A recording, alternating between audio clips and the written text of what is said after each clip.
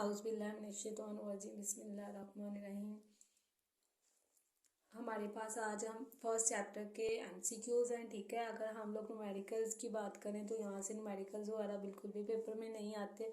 Numericals का question नहीं है, सिर्फ एमसीक्यूज़ और डेफिनेशंस काफ़ी इंपॉर्टेंट है इस चैप्टर की। फर्स्ट चैप्टर की तो पढ़ते हैं। हमारे पास फर्स्ट चैप्टर के एमसीक्यूज़ क्या हैं। अकाउंटिंग मीन्स, अकाउंटिंग का मतलब है रिकॉर्ड करना, क्लासीफाइंग, उसकी क्लासेस बनाना। अच्छा, क्लासेस कैसे बनाते हैं? सिमिलर कैरेक्टरिस्टिक्स की बुनियाद पे, जैसे हम लोग कहें कि 1 क्लास में ये वाले बच्चे, 2 क्लास में ये, हम उसका सिलेबस भी डिवाइड करते हैं इस हवाले से। मतलब हम लोग सिमिलर एक जैसी कैरेक्टरिस्टिक्स की बुनियाद पे उसकी क्लासेस बनाते हैं और समराइजिंग उसकी समरी तैयार करते हैं। तो ये हमारे पास आंसर क्या सही है? All of these. Accounting is called, accounting एक आर्ट है, फन है। मतलब अकाउंटिंग का मतलब क्या है? यानी डाटा कह सकते हैं। अकाउंटिंग का मतलब होता है कि न्यूमेरिकली किसी भी चीज़ को रिकॉर्ड करना, उसकी क्लासेस बनाना, उसकी समरी तैयार करना, ठीक है। लेन देन जितना भी फाइनेंशियल है, मालियाती है, उसका रिकॉर्ड करना। तो हर बंदा अकाउंटिंग नहीं कर सकता, इसका मतलब ये एक आर्ट है, फन है। अकाउंटिंग की कितनी ब्रांचेज हैं? तो 3 ब्रांचेज हैं। कौन कौन सी? कॉस्ट अकाउंटिंग, फाइनेंशियल अकाउंटिंग और मैनेजरियल अकाउंटिंग। नेक्स्ट हमारे पास क्या एमसीक्यूज है। Accounting is a language of business, accounting कारोबार की एक जुबान है। द आर्ट, वो फन जिसमें रिकॉर्ड किया जाता है, क्लासीफाइंग उसकी समरी तैयार की जाती है, बिजनेस ट्रांजैक्शंस कारोबारी लेन देन की, उसे क्या कहते हैं? उसे क्या कहते हैं? अकाउंटिंग। सेम डेफिनेशन ऊपर वाली ही उठाकर उसने यहाँ इस तरीके से दी है। Cash brought by the owner, मालिक लेकर आया है कैश टू स्टार्ट बिजनेस, कारोबार को शुरू करने के लिए। कारोबार के शुरू में जितने भी पैसे लगाते हैं उसे क्या कहते हैं? कैपिटल यानी सरमाया। The owner of the business is called, कारोबार के मालिक को क्या कहते हैं? दूसरी फॉर्म में भी ये एमसीक्यूज लिखा है। The owner of the single owner business, एक सिंगल ओनर जो होता है, मतलब मालिक होता है कारोबार का, उसे क्या कहते हैं? प्रोप्राइटर। और उसका दूसरा नाम क्या है? ओनर, ठीक है। नेक्स्ट क्या? Book keeping is the first step of accounting. अच्छा, बुक कीपिंग का मतलब होता है रिकॉर्ड करना।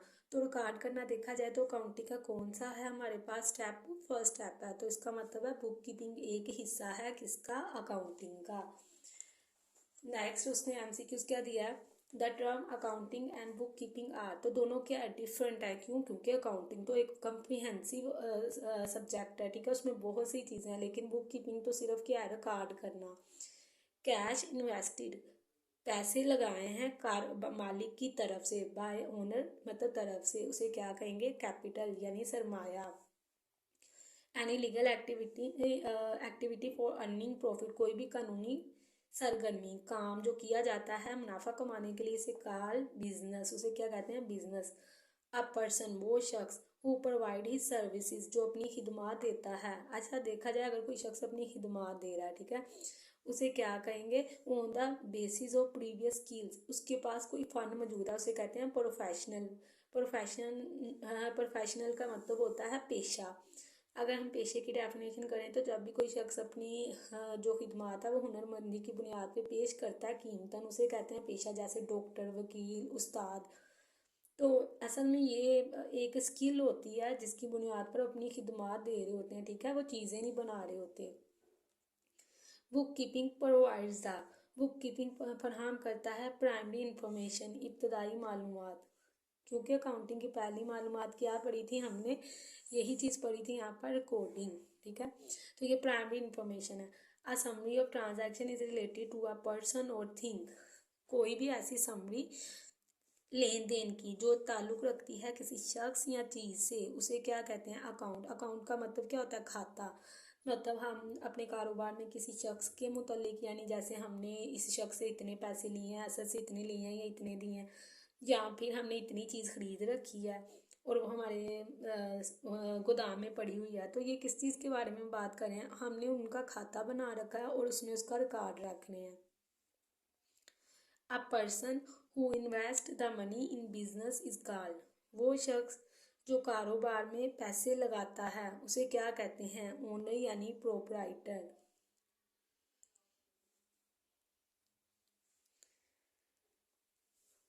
नेक्स्ट हमारे पास है branch of accounting which provides information to people outside the business. Accounting की वो ब्रांच जो कि मालूमात फराहम करती है आउटसाइड द बिजनेस, बिजनेस से बाहर भी, उसे कहते हैं फाइनेंशियल अकाउंटिंग। असल में अकाउंटिंग की ये वो ब्रांच है जो कि बाहर जो लोग होते हैं, आउटसाइडर होते हैं, बैरूनी लोग होते हैं, उनको बताती है कंपनी कैसी चल रही है, कंपनी का मुनाफा कितना है, नुकसान कितना है। तो इसका मतलब है ये एक जो अंदर आने वाले लोग होते हैं जो चाह रहे हैं हम कंपनी के अंदर इन्वेस्ट करें, उसके शेयर्स खरीदें, तो उनको एक अपॉर्चुनिटी दे रही होती है, वे दिखा रही होती है कि आया कि आपको कंपनी में पैसे लगाने चाहिए या नहीं। तो फाइनेंशियल का मतलब क्या होता है, मालियाती अकाउंटिंग। यानी अगर आपको ये बात पता चल जाए किसी कंपनी के कितना मुनाफा है कितना नुकसान है, तो फिर आप आसानी के साथ उसमें पैसे लगाओगे या फिर पैसे लगाने से गुरेज करोगे। नेक्स्ट है branch of accounting which provide information for internal का मतलब क्या होता है, अंदरूनी डिसीजन मेकर्स, फैसला करने वाले। और बिजनेस इज कॉल, जो कारोबार की ये अकाउंटिंग है वो ब्रांच है जो कि अंदरूनी फैसला करने के वाले से मदद देती है। तो अंदरूनी कार्य मैनेजमेंट अकाउंटिंग, ठीक है।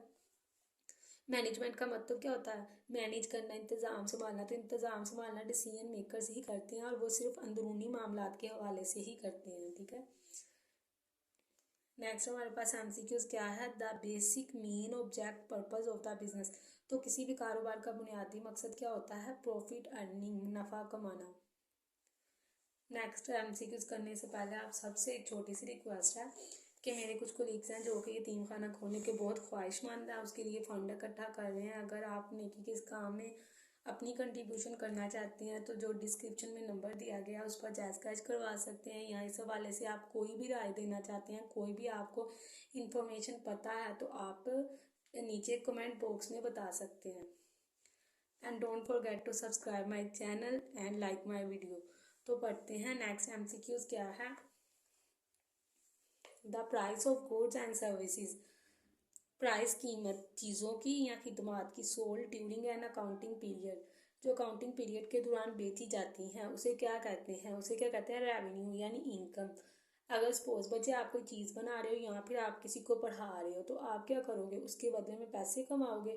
तो सेल का मतलब क्या होता है, बेचना, यानी इसकी सूरत में आता क्या है, कैश। तो ये रेवेन्यू है और इसको हम और क्या कहते हैं, इनकम। नेक्स्ट हमारे पास क्या है, recording of business transaction is called.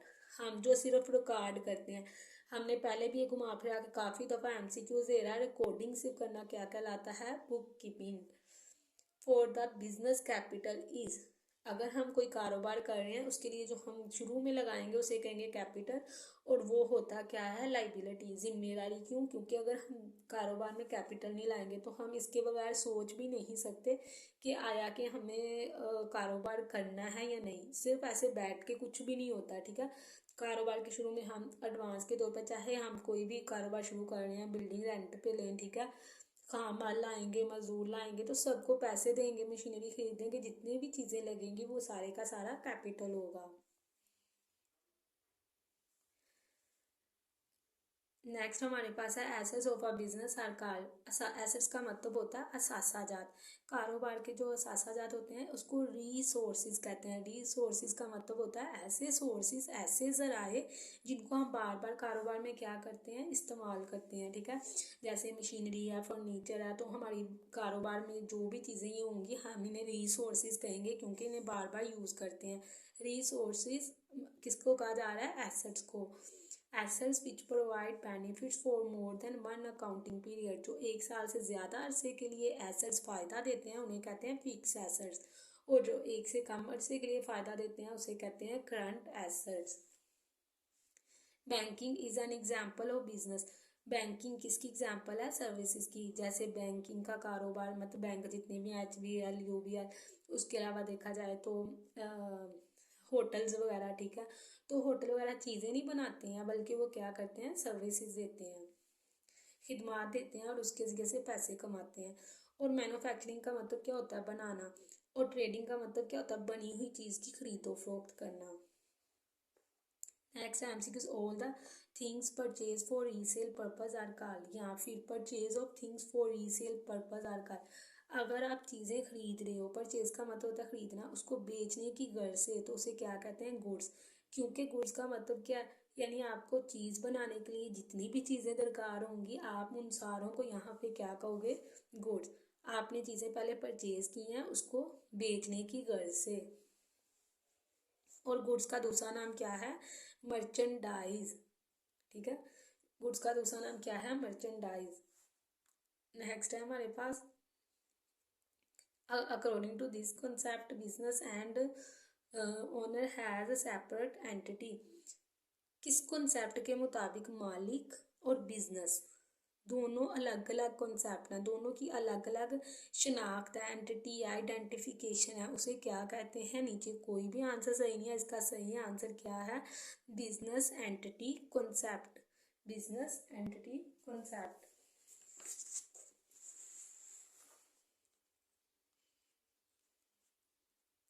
यानी हम इस कॉन्सेप्ट में ये कहते हैं कि बिजनेस और बिजनेस का जो ओनर है, मालिक है, वो दोनों अलग अलग शनाख्त रखते हैं। ठीक है, एंटिटी या फिर कह सकते हैं आइडेंटिफिकेशन, तो बिजनेस एंटिटी कॉन्सेप्ट। लेकिन यहाँ क्या लिखा हुआ है, बिजनेसमैन, नहीं बिजनेसमैन नहीं कहते हैं। ठीक है, इसका सही आंसर है बिजनेस एंटिटी कॉन्सेप्ट। नेक्स्ट है, अ पर्सन टू वूम, वो शख्स जिसको गुड्स सोल्ड, आपने चीज़ें बेची हैं उधार पे, इसका मतलब आपने उससे पैसे के करने हैं, लेने हैं, आप उसे क्या कहोगे, डेटर। डेटर क्या होते हैं, एसेट्स होते हैं, और इसे उर्दू में क्या कहते हैं, मकरूज।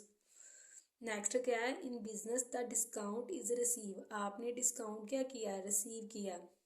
अगर आप मतलब सपोज किसी दुकान पे जाते हो, ठीक है, तो आप डिस्काउंट क्या करोगे, रिसीव करोगे। इसका मतलब है जो चीज़ आपको बेच रहा है वो कौन सा बंदा, उसको क्या कहेंगे, क्रेडिटर, मतलब चीज़ बेचने वाला, और उसे उर्दू में क्या कहते हैं, कर्ज ख्वा।